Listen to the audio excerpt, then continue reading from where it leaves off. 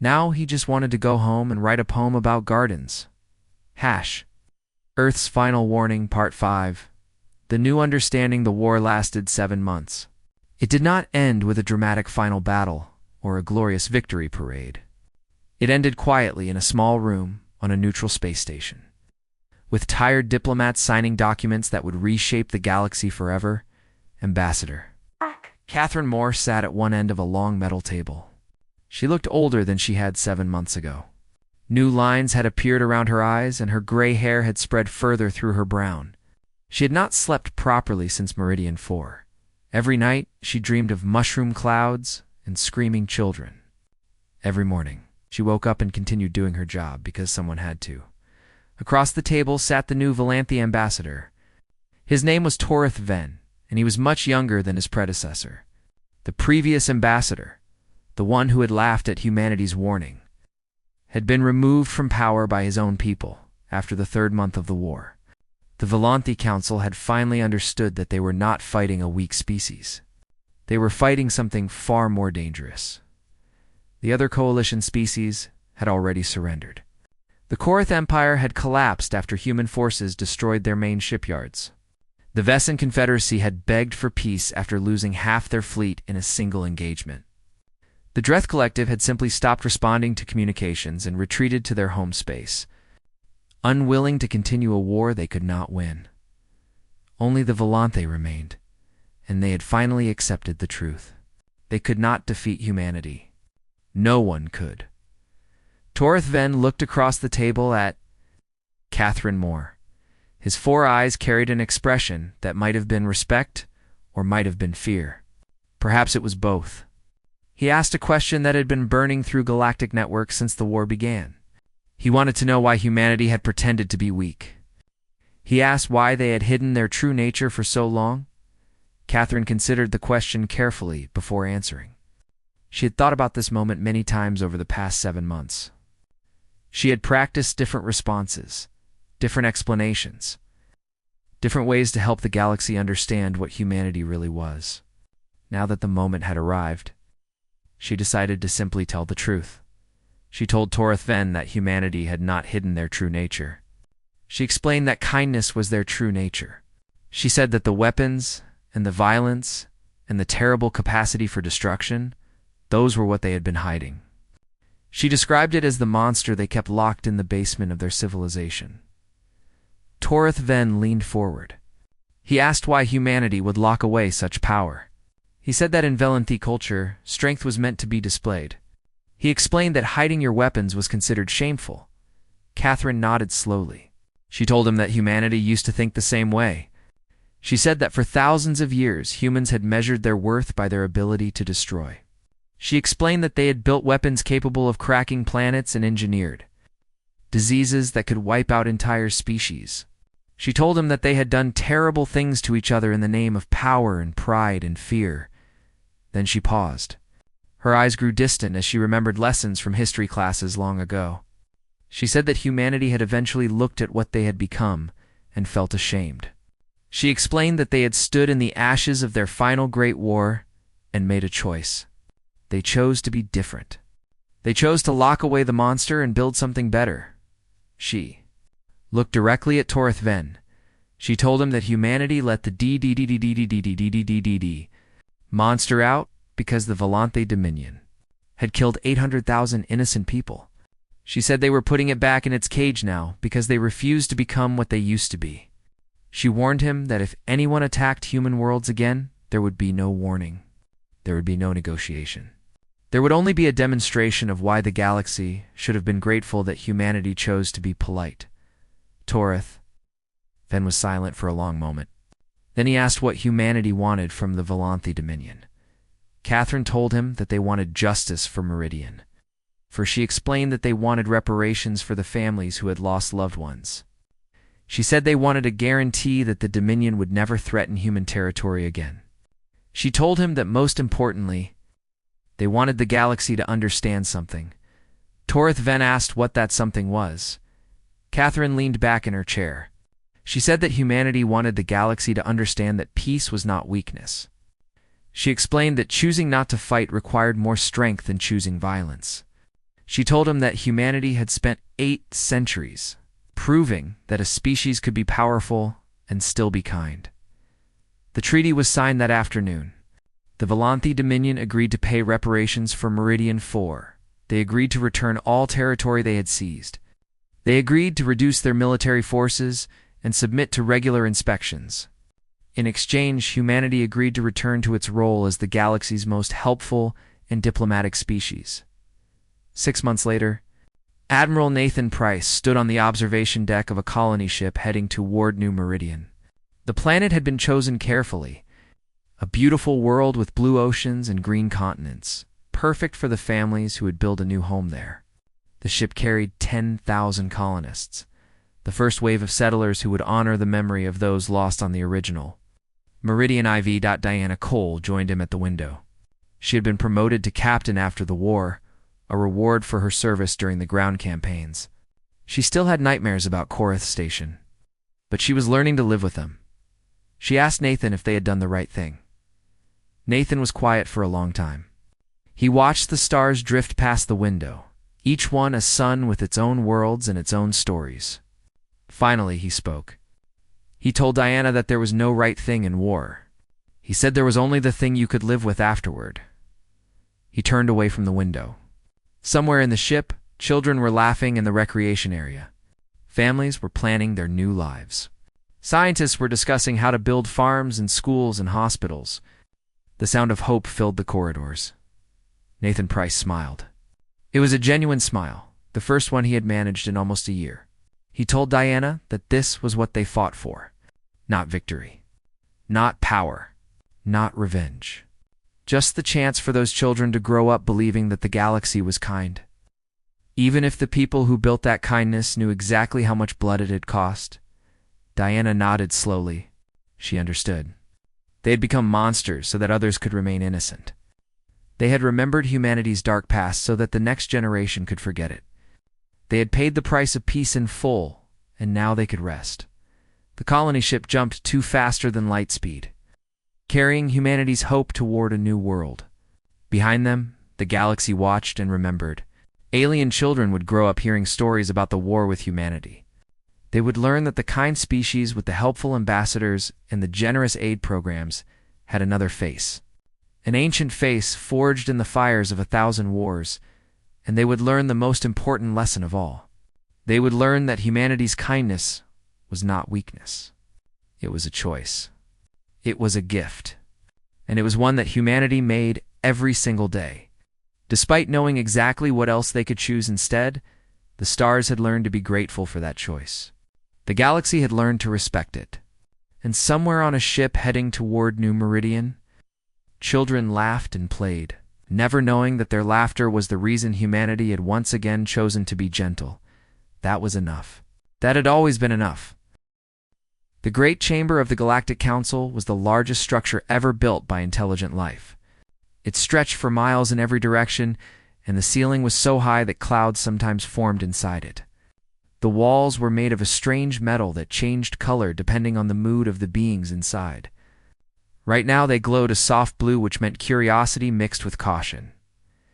Ambassador? Daniel Perry stood at the massive entrance and tried to control his breathing. He was a tall man in his early 40s with gray appearing at his temples and lines around his eyes that came from too many sleepless nights. He had spent 20 years in the diplomatic service, but nothing had prepared him for this moment. He was about to become the first human to address the full Galactic Council, and the weight of that responsibility pressed down on him like a physical force. Beside him stood Lieutenant Karen Brooks. She was younger than Daniel by about 15 years, with short brown hair and sharp, intelligent eyes. She had been assigned as his aide only 3 months ago, but Daniel had quickly come to rely on her steady presence.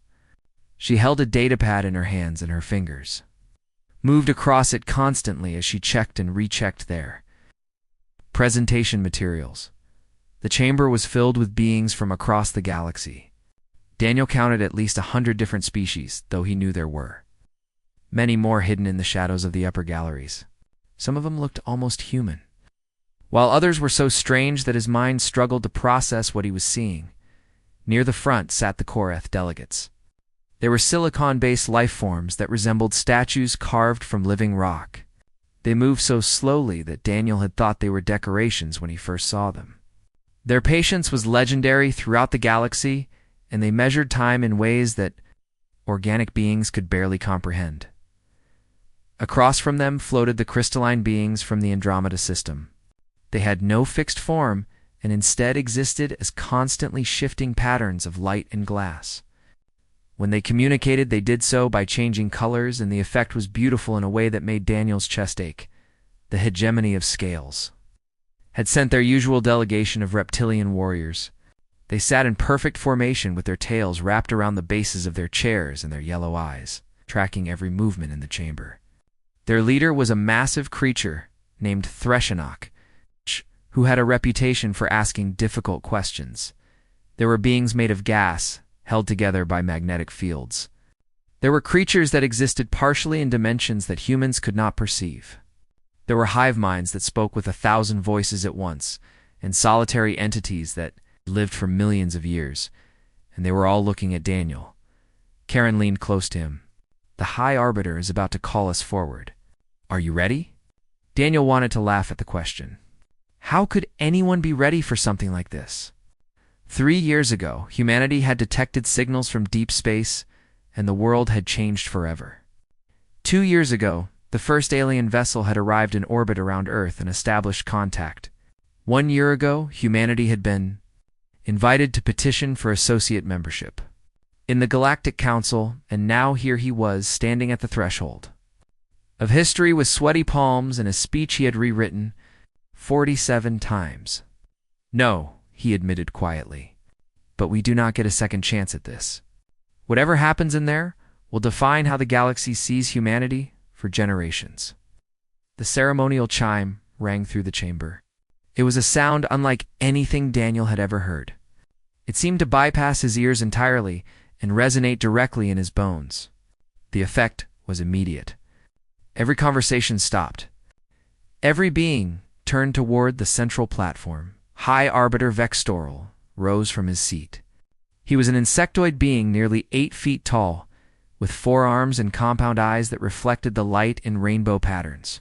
His exoskeleton was a deep purple, color that indicated his advanced age, and his mandibles clicked softly as he spoke. "Call forth the representative of the newly discovered species from the outer spiral arm," Vextoral announced. His voice was translated by the universal devices, embedded in Daniel's ear, but something of the original clicking rhythm remained. "The beings who call themselves humans, step forward and present your world for consideration." Daniel took a deep breath and walked into the chamber. The distance from the entrance to the central platform was perhaps 200 meters, but it felt like miles. Daniel kept his pace steady and his head high, even though every instinct told him to run. He could feel the weight of alien attention pressing against him from all sides. Some of it felt curious. Some felt hostile. Some felt emotions he had no words for. He reached the platform and stood in the center. A holographic projector hummed to life around him, waiting for his input. From this position, he could see the entire chamber, and the sight nearly took his breath away. Thousands of beings from hundreds of worlds, all gathered in one place. This was the heart of galactic civilization. This was where decisions were made that affected trillions of lives across countless star systems, and they wanted to know about Earth. Daniel activated his presentation, and a beautiful image appeared above him. It was Earth seen from space. The planet rotated slowly, showing its countenance and clouds and the vast blue expanses that covered most of its surface. It was a sight that every human knew. It was the image that astronauts had brought back decades ago. It was home. "Honored delegates," Daniel began. His voice was steady now. Whatever fear he had felt was pushed aside by pride. "I present to you Earth, the home world of humanity." He gestured at the hologram, and it zoomed in slightly, showing more detail. "Our world is the 3rd planet from our sun. It has a single large moon that affects our tides and seasons. Our atmosphere is primarily nitrogen and oxygen, which allows us to breathe freely on the surface." Daniel paused and looked around the chamber. The delegates were watching with varying degrees of interest. So far, Everything he had said was standard information that could be found in any planetary database. But he was about to say something that would change everything. He just did not know it yet. Karen watched from her position near the wall. She had seen Daniel give hundreds of presentations over the years, but never one with stakes this high.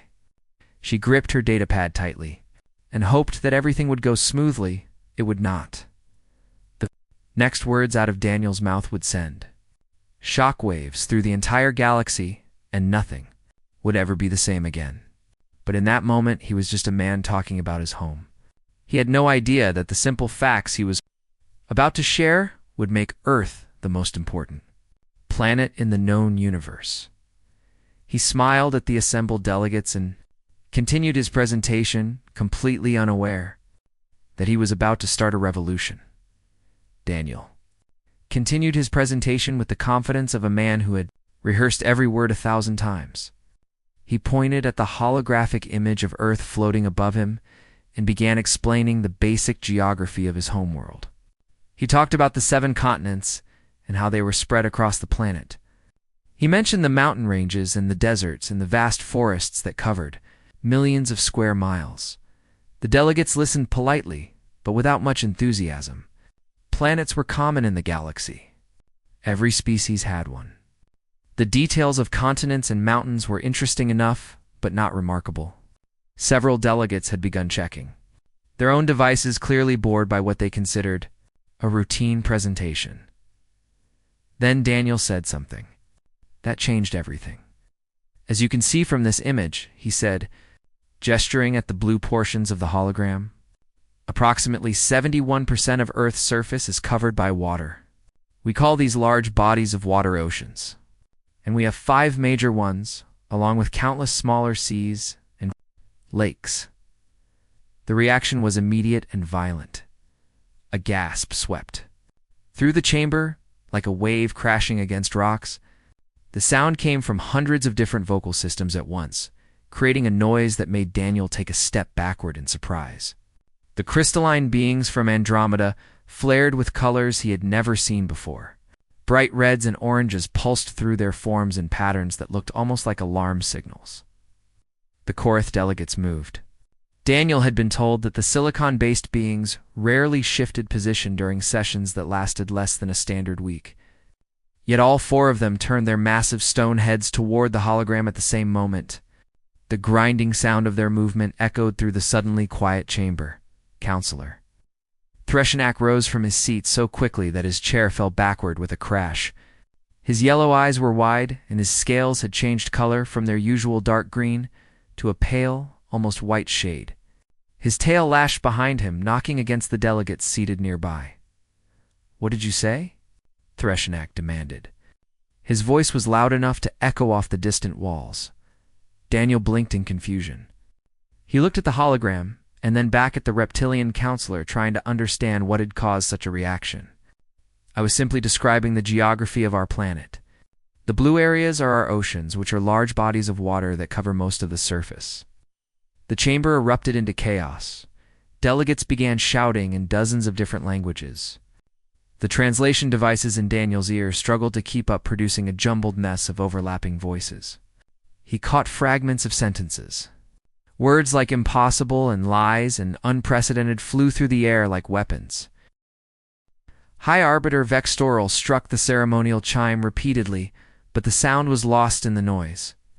He struck it again and again, each ring louder than the last, until finally the vibrations became painful enough to silence even the most agitated delegates. "Order," Vextoral commanded. His voice carried the weight of centuries of authority. "There will be order in this chamber." Slowly, reluctantly, the delegates returned to their seats. But the tension remained thick enough to cut with a knife. Every eye and sensor and perception organ in the chamber was now fixed on Daniel with an intensity that made his skin crawl. Threshenak remained standing. His scales had returned to their normal color, but his posture radiated barely contained emotion. "High Arbiter, I demand clarification. This human claims his planet has liquid water covering most of its surface. This is clearly impossible. He is either lying or mistaken." "I am neither," Daniel said firmly. He was confused by the reaction, but he would not stand here and be called a liar. Earth has oceans. This is simple fact. I do not understand why this is causing such disturbance. Karen had moved closer to the platform. Her face was pale and her datapad was clutched tightly in her hands. She had been monitoring the diplomatic channels, and what she was hearing frightened her. Several delegations were already contacting their home governments. Military frequencies were becoming active. Something about Daniel's simple statement had triggered a response far beyond anything they had anticipated. A new voice spoke up. It belonged to Counselor Miraset, a pale, ethereal being from a moon orbiting a gas giant. She floated rather than walked, and her form seemed to shimmer at the edges, as if she existed only partially in this dimension. "Ambassador Perry," she said, and her voice was soft like wind through leaves. "Perhaps you do not understand the significance of what you are claiming. Allow me to explain." She gestured, and a new holographic display appeared beside the image of Earth. It showed a small container holding what looked like a few drops of clear liquid. "This," Miraset said, "is the water reserve of my entire civilization. It represents approximately 4,000 liters collected over the course of 800 years. Water in liquid form is the rarest substance in the known universe. Most species never encounter it at all. Those that do measure their supplies in drops and guard them more carefully than any other resource." Daniel stared at the tiny container and then looked back at the image of Earth with its vast blue oceans.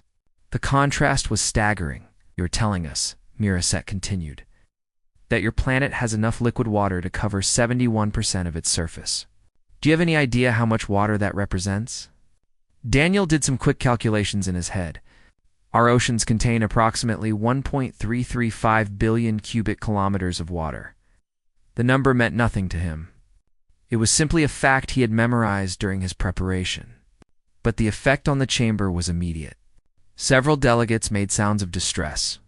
One of the gaseous beings actually flickered and nearly dispersed before pulling itself back together. High Arbiter Vextral leaned forward. His compound eyes reflected the blue light of Earth's hologram, and something in his posture had changed. He no longer looked like a board official overseeing a routine presentation.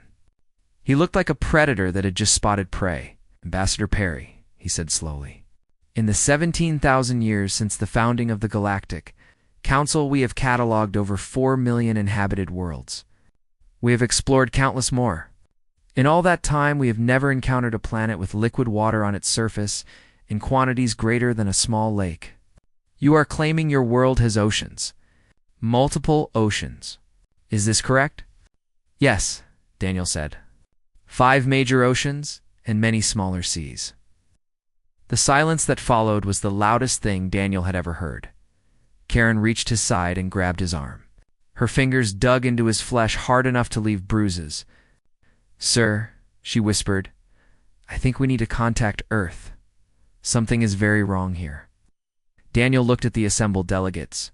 He saw fear in some faces, greed in others, calculation in many, and in all of them he saw something that made his blood run cold, hunger. They were looking at Earth the way a starving man looks at a feast. And Daniel finally began to understand that his simple presentation about geography had just painted a target on his entire planet. The session that followed felt less like a diplomatic presentation and more like an interrogation. Daniel stood on the central platform surrounded by hostile questions from every direction. The delegates had abandoned all pretense of politeness. They fired questions at him with an urgency that bordered on desperation. Counselor Miraset spoke first. Her ethereal form flickered with agitation as she floated closer to the platform. "You claim that water falls from the sky on your planet. Explain this immediately." Daniel took a breath and tried to organize his thoughts. Everything he had prepared for this presentation suddenly seemed worthless.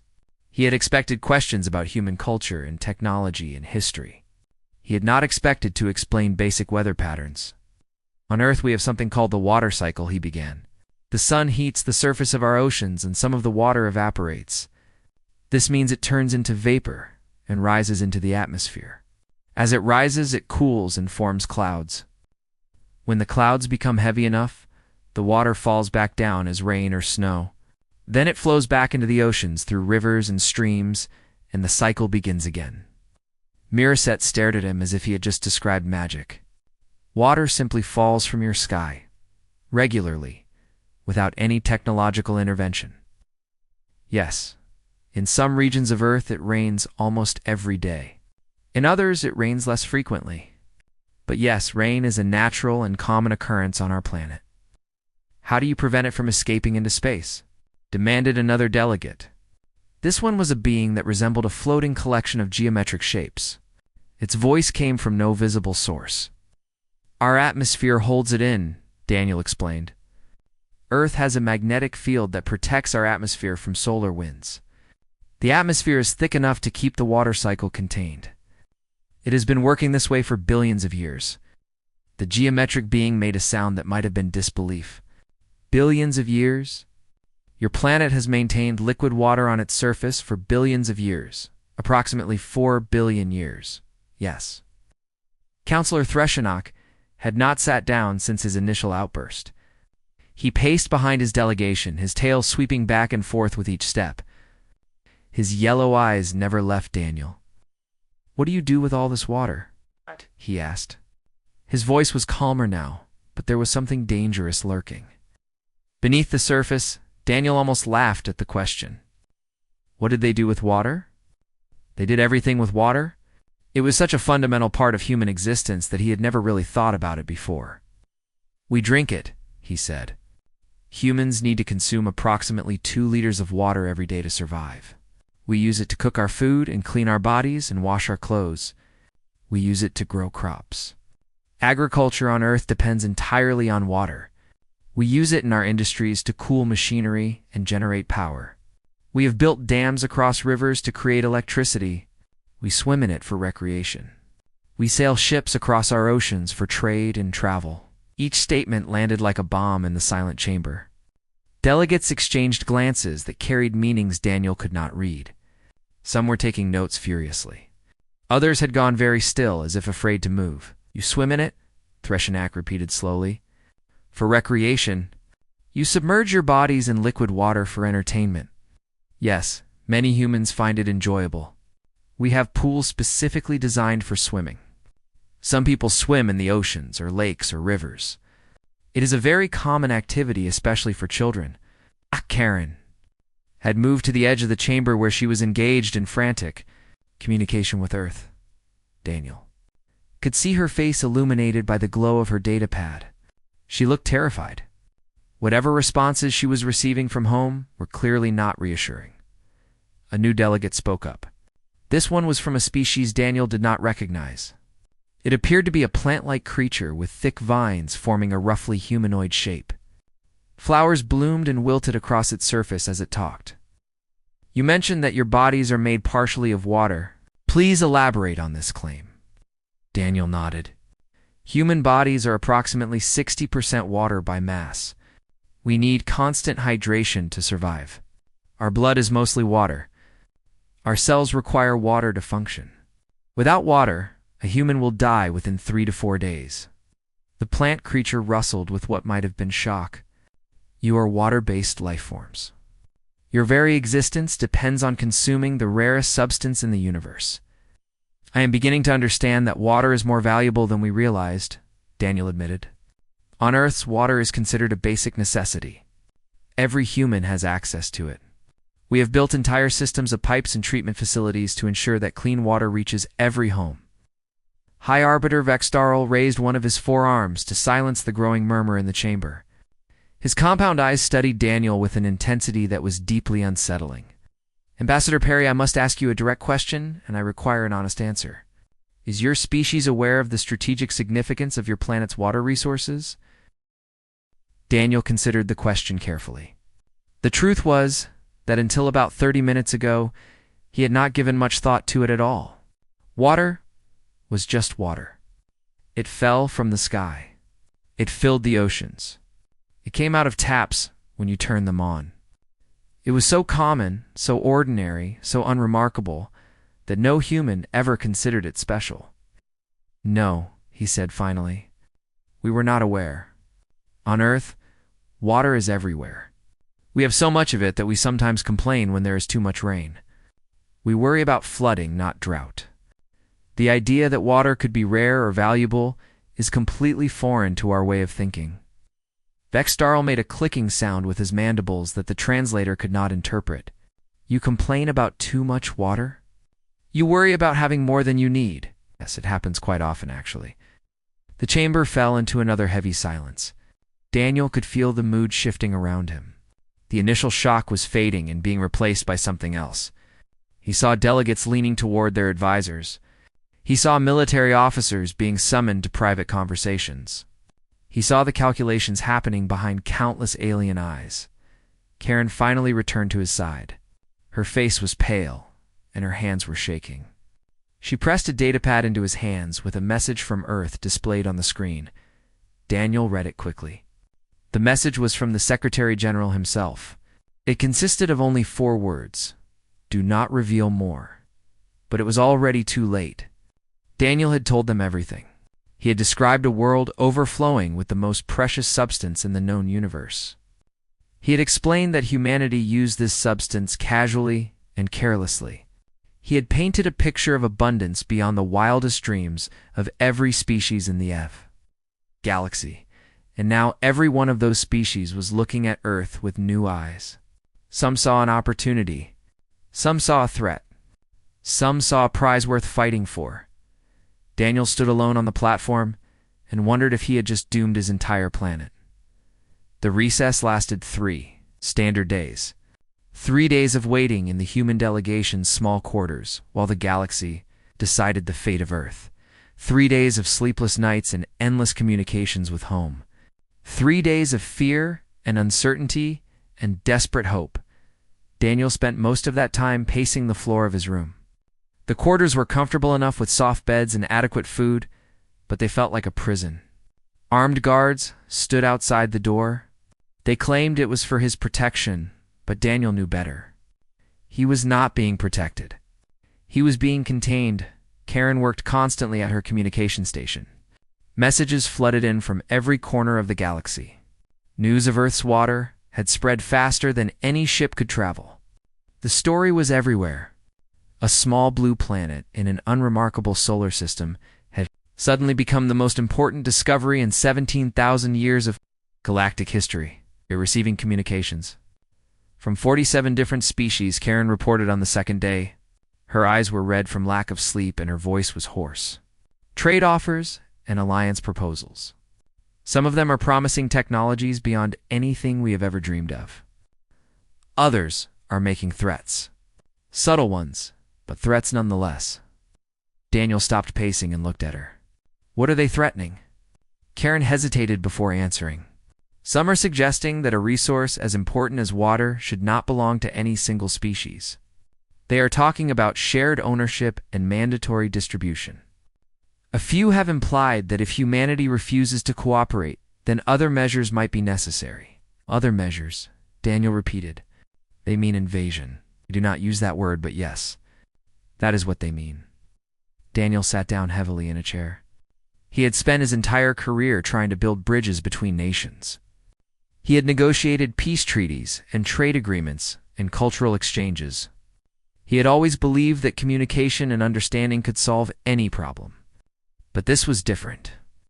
This was not a dispute over territory or resources in the traditional sense.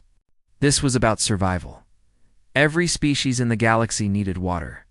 Without it, their crops would fail. Their industries would collapse. Their people would die. And Earth had more water than all of them combined. More water than they had ever imagined could exist in one place. Of course they wanted it. Of course they would fight for it. On the third day, the summons came. The council had reached a decision. Daniel dressed in his formal uniform for the second time. His hands trembled as he fastened the buttons, but he forced himself to remain calm. Whatever happened in the next few hours would determine the future of humanity. He could not afford to show weakness. Karen walked beside him as they made their way to the great chamber. The corridors were crowded with beings from dozens of species, all trying to get a glimpse of the human ambassador. Some looked at him with curiosity, others with hostility, a few with something that might have been sympathy. The chamber felt different when Daniel entered. The casual arrangement of delegates had been replaced with a formal configuration. Every seat was filled. Military advisors stood behind several delegations, their weapons visible and ready. The atmosphere was tense and electric with dangerous possibility. I, Arbiter Vextrol, sat at the center of the raised platform reserved for the council leadership. His purple exoskeleton gleamed under the lights, and his compound eyes reflected the assembled crowd. He looked tired. Even an insectoid being showed signs of exhaustion after 3 days of continuous deliberation. Daniel took his place on the central platform. He stood alone, facing the judgment of the galaxy. Karen remained at the edge of the chamber, her datapad ready to transmit the decision to Earth the moment it was announced. Vextrol rose, and the chamber fell silent immediately. Not a single being moved. Not a single sound was made. The moment stretched like a held breath. The Galactic Council has deliberated extensively regarding the matter of Earth and its unprecedented water resources, Vextrol announced. His voice carried to every corner of the vast chamber. We have considered many courses of action. The debates have been heated. The disagreements have been profound. But we have reached a decision.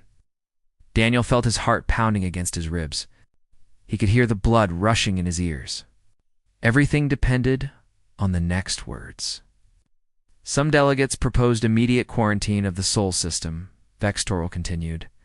They argued that humanity should be isolated until the Council could determine the best way to manage Earth's resources. This proposal was rejected. A murmur rippled through the chamber. Daniel allowed himself to feel a small spark of hope. Others proposed mandatory sharing of Earth's water. They argued that such a vital resource could not be allowed to remain in the control of a single species. This proposal was also rejected. The murmur grew louder. Councillor Threshenak shifted in his seat, his scales rippling with what might have been anger. There were calls for military action, Vextrol said, and his voice grew harder. Some delegates argued that the stakes were too high to leave Earth in the hands of a young and inexperienced species. They proposed that the Council should take control of Earth by force if necessary. This proposal was rejected most strongly of all. Daniel exhaled slowly. The worst options had been eliminated. But that did not mean the final decision would be good. Vextrol paused and looked directly at Daniel. We also considered elevating humanity to full Council membership immediately, granting your species all the rights and protections that status would provide. This proposal sparked the most debate. Many argued that humanity had not proven itself worthy of such an honor, that your species was too young and too primitive and too unknown. The chamber fell silent again. Every being waited for the final verdict. After 3 days of deliberation, the Galactic Council has reached a unanimous decision. Vextrol struck the ceremonial chime, and the sound echoed through the chamber like thunder. The planet Earth is hereby declared a protected heritage site of galactic significance, Class Omega. Daniel did not know what that meant. He looked at Karen and saw tears streaming down her face. She was smiling. Class Omega, Vextrol continued, is the highest protection status available under Council law. It has been granted only 7 times in the history of our organization. Any hostile action against Earth or its inhabitants will be considered an act of war against the entire Galactic Council. Every member species is bound by treaty to defend Earth with the full force of their military capabilities. The chamber erupted, but this time in celebration rather than chaos. Delegates rose to their feet. Applause and cheers and sounds of approval came from every direction. Even Threshenak nodded his massive head in Wadar. Appeared to be acceptance.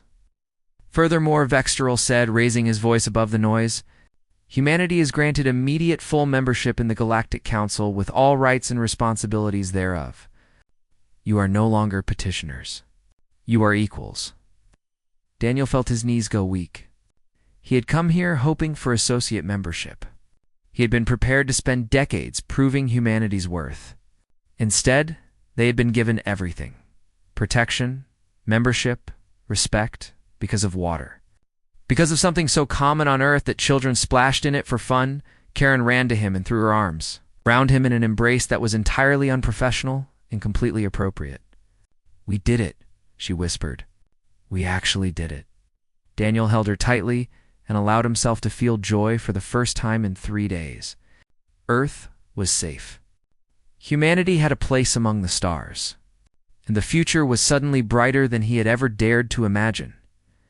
6 months had passed since the declaration. 6 months of change so rapid and so profound that Daniel sometimes felt like he was living in a dream.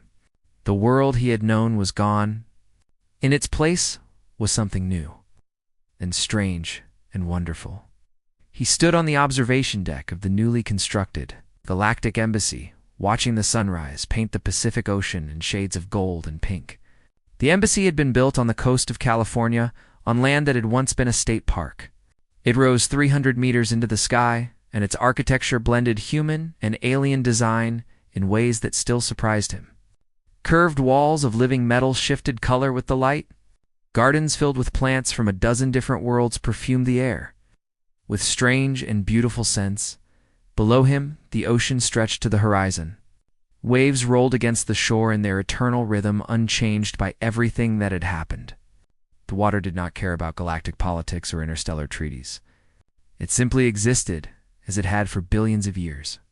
Blue and vast and utterly indifferent to the revolution it had caused, Karen joined him on the observation deck.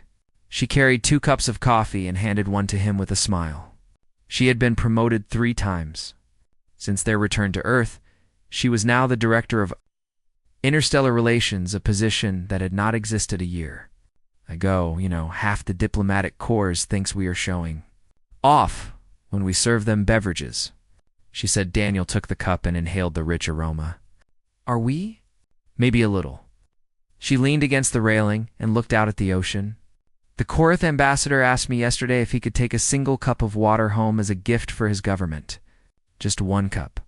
He said it would be the most valuable item on his entire planet. Daniel thought about that. A single cup of water. On Earth, you could get one from any tap. You could fill a glass from the ocean in seconds. Children threw water at each other in summer and complained when they had to drink it instead of soda. And to the Korath, that same water was more precious than gold or diamonds or any treasure humanity had ever valued. Did you give it to him? Daniel asked. I gave him 10 cups. Sealed in special containers, he cried. I did not know the Korath could cry, but apparently they can. The tears were made of silicon dust, but still, he cried. The embassy's communication system chimed softly. Karen checked her datapad and laughed. What is it? Daniel asked. The Andromeda delegation is requesting permission to experience something called rain. Apparently a storm is forecast for tomorrow, and they want to stand outside during it. They have submitted a formal petition with 17 pages of safety protocols. Daniel smiled. In the months since the declaration, Earth had received more visitors than in all of human history. Scientists came to study the oceans and the water cycle and the strange miracle of a planet where liquid water covered most of the surface. Artists came to capture the beauty of waves and rivers and waterfalls. Pilgrims came simply to witness water in quantities their minds could barely comprehend. The first time an alien delegation had seen rain, it stood in silence for 3 hours. Some had wept. Others had prayed. A few had simply stared at the sky with expressions of pure wonder as drops of water fell on their faces. Water falling from the sky? A miracle beyond imagination. Prove the petition, Daniel said, and make sure we have towels ready. They will need them. Kieran made a note on her datapad. The Secretary General wants to see you this afternoon. Something about the new trade agreements. Apparently several species are offering technologies we did not think possible in exchange for regular water shipments. What kind of technologies? Faster than light travel without the size limitations we currently have? Medical advances that could extend human lifespan by centuries. Clean energy systems that would solve our climate problems overnight. Anne paused and looked at him. All of it for water. Just water. Daniel shook his head slowly. It still amazed him. Humanity had spent centuries dreaming of the stars. They had built rockets and space stations and sent probes to distant planets. They had searched for signs of intelligent life and wondered what gifts such beings might share. They had imagined trading art and music and philosophy for the secrets of the universe. No one had ever imagined that the greatest treasure they could offer was something that fell from the sky every time it rained. We thought we were joining a galaxy of wonders, Daniel said quietly. Turns out we were the wonder all along. Soft chime announced the arrival of visitors. Daniel turned to see a delegation of crystalline beings entering the observation deck. They moved slowly, their forms catching the morning light and scattering it into rainbows across the walls. At their head was Ambassador Kyrix, the senior representative from the Andromeda system. Kyrix approached Daniel and performed the formal greeting gesture of her people. Her crystalline body chimed like bells as she moved. Ambassador Perry, I hope we are not intruding. Not at all. Please join us.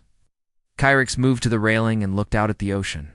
Her form pulsed with colors that Daniel had learned to read over the past months. Right now she was radiating deep blue and soft purple. Awe and gratitude. Now, I have been alive for 17,000 years, Kyrix said. I have seen wonders beyond counting. Stars being born and dying. Civilizations rising and falling. The great works of 1,000,000 species across 100 galaxies. But I have never seen anything as beautiful as this. She gestured at the ocean with one crystalline appendage. So much water. Just sitting there waiting. On my world, we have stories about places like this. We call them paradise. We tell our children that if they live good lives, they will go to a place where water flows without end. We thought they were just stories. Dreams to comfort us in a universe of scarcity. Kyrix turned to face Daniel directly. And then we found Earth. And we learned that paradise was real. It was just very far away. Daniel did not know what to say. He looked at the ocean and tried to see it through Kyrix's eyes, tried to understand what it meant to someone who had lived 17,000 years. Without ever seeing more than a few drops of water in one place, he could not do it. Not fully. He had grown up swimming in lakes and playing in rain and drinking water whenever he was thirsty. The abundance of Earth was written into his bones. He could intellectually understand that water was rare, but he could not feel it the way Kyrix did. But he could feel grateful. Grateful for the accident of evolution that had placed humanity on this particular world. Grateful for the oceans that had seemed so ordinary and turned out to be so extraordinary. Grateful for the rain and the rivers and the endless blue horizon that had given his species a place among the stars. The sun climbed higher. The ocean sparkled like a field of diamonds. Somewhere in the distance, a whale breached the surface and crashed back down in a spray of white foam. Just water being water. The most valuable substance in the universe, doing what it had always done. And Daniel stood watching it with alien friends beside him, and felt for the first time that humanity truly belonged among the stars. Not because of their technology or their art or their philosophy, but because of the simple blue world they called home. Earth had oceans, and that had changed everything.